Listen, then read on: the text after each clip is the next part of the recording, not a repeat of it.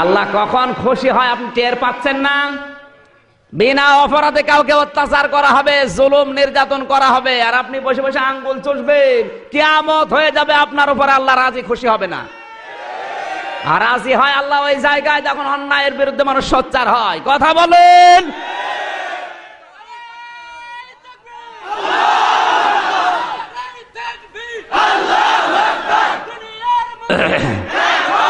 হ্যাঁ, বসেন।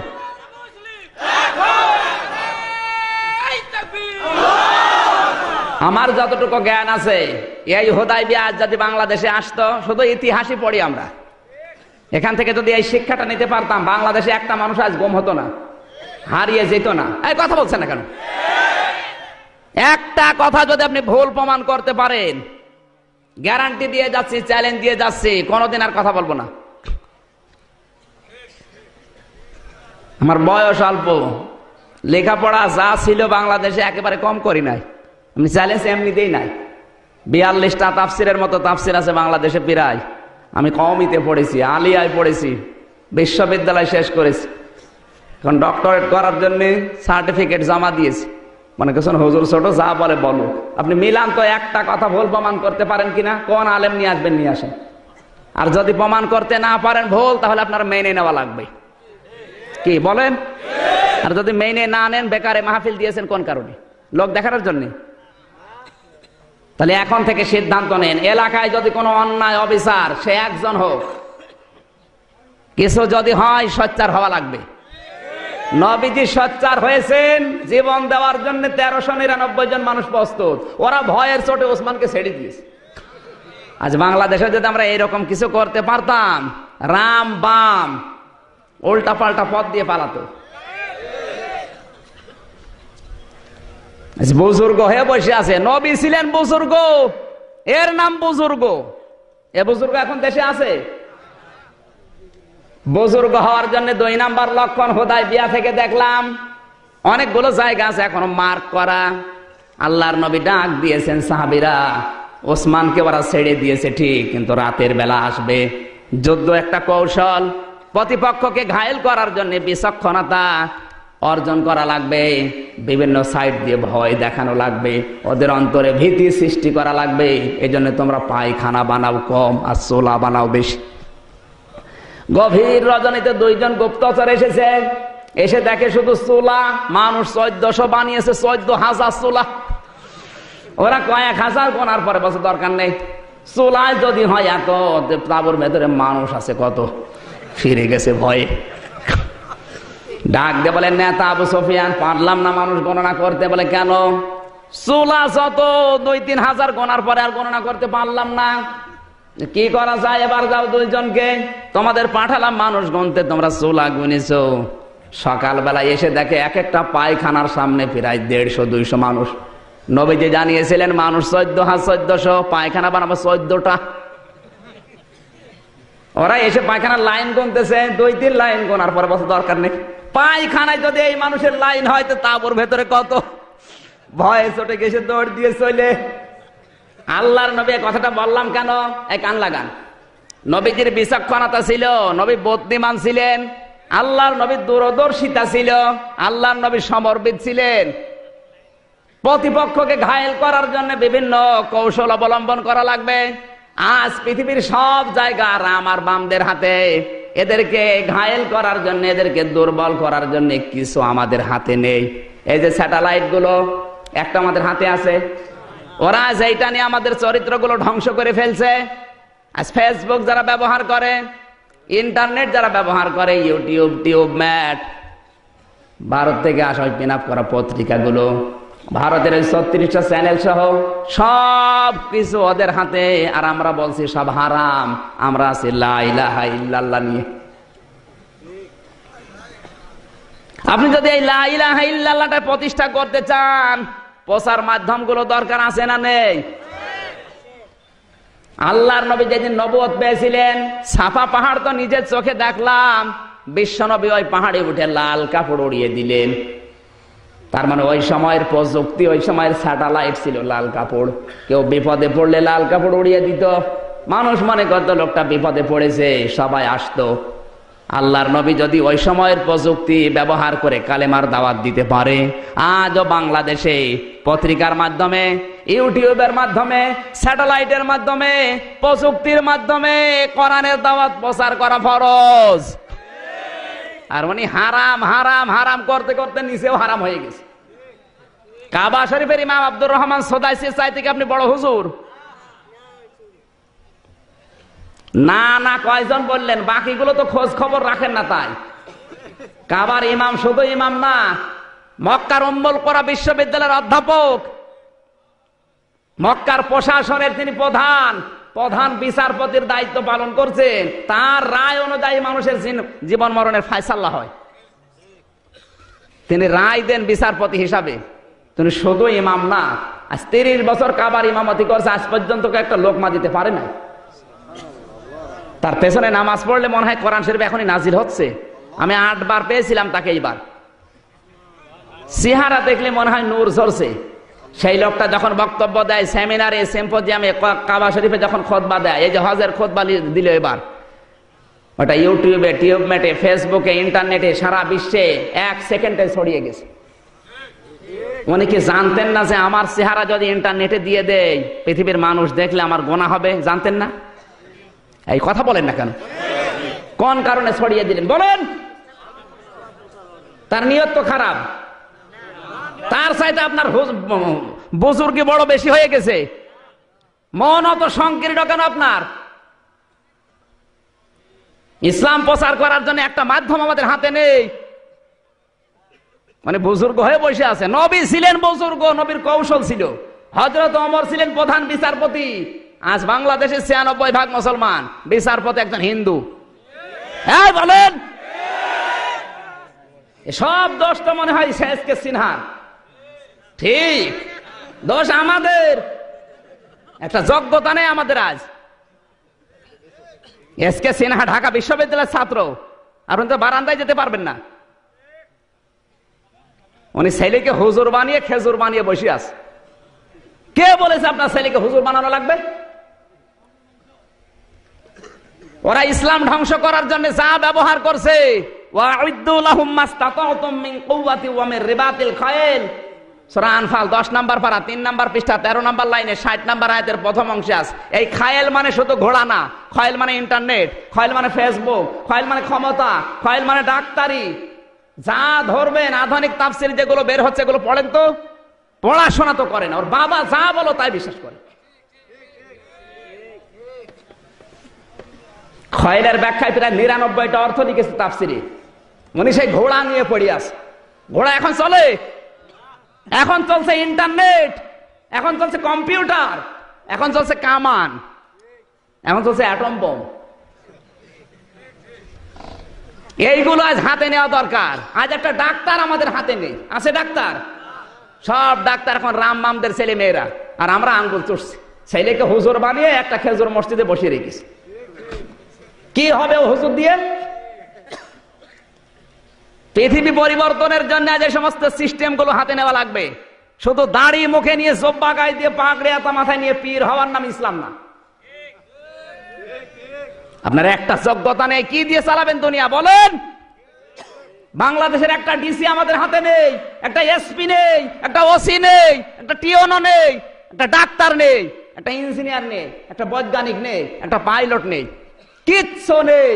উনি শুধু সুবহানাল্লাহ নিয়ে আসে। মায়েরও খেয়েছে সেরকম। নবীজি বদরের ময়দানে যাওয়ার সময় সাহাবীদেরকে বললেন, অস্ত্র নেই কার কার? বলছে হুজুর আমার। এদিকে আসো, খেজুর গাছের বাকল নিয়ে আসো। খেজুর গাছের বাকল হাতে ধরিয়ে বলছে এটা অস্ত্রের মতো কাজ হবে। ময়দানে যাওয়ার সময় খালি হাতে না, খেজুর গাছের বাকল নিয়ে হলে যাওয়া লাগবে। আর উনি ময়দানে গেছে তসবিহ নিয়ে।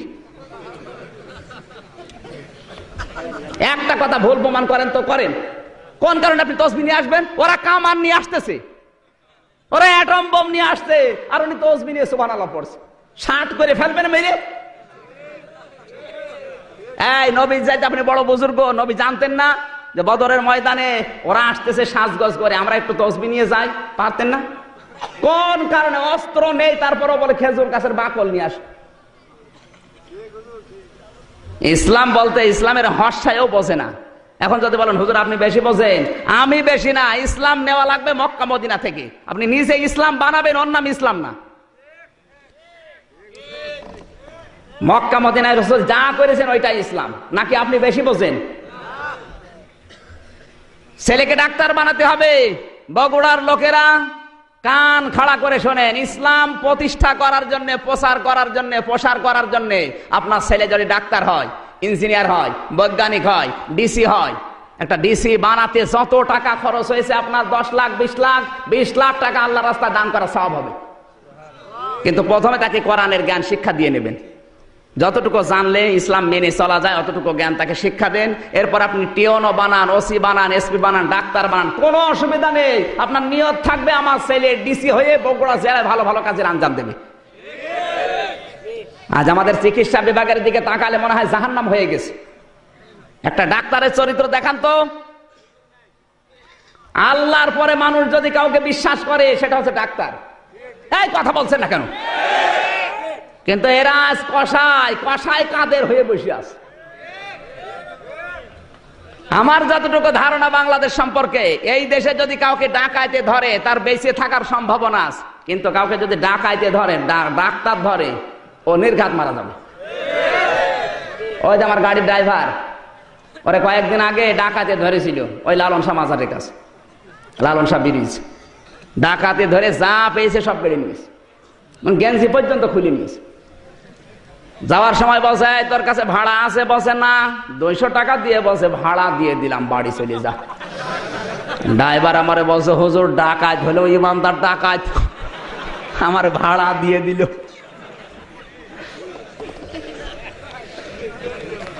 আর একটা ভালো মানুষ নিয়ে যান ডাক্তারের কাছে, পেট কেটে খুঁতো করে দেবে, চাটি বাটি ঘটি বাটি বিক্রি করে নিয়ে যাবেন, সব তো নেবেই নেবে, বাড়ি আসার সময় ভাড়া দেবে।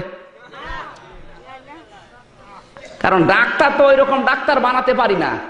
আজ ডাক্তার গুলো যদি আমরা তৈরি করতে পারতাম রাজশাহীর ডাক্তার ফাতেমা সিদ্দিকার মতো, ফরিদপুরের ডক্টর শাহিন জর্দারের মতো, চট্টগ্রামের ডক্টর আব্দুল মুবিনের মতো, এই সমস্ত ডাক্তার উপহার দিতে পারলে চিকিৎসা বিভাগ হয়ে যেত দুর্নীতি মুক্ত।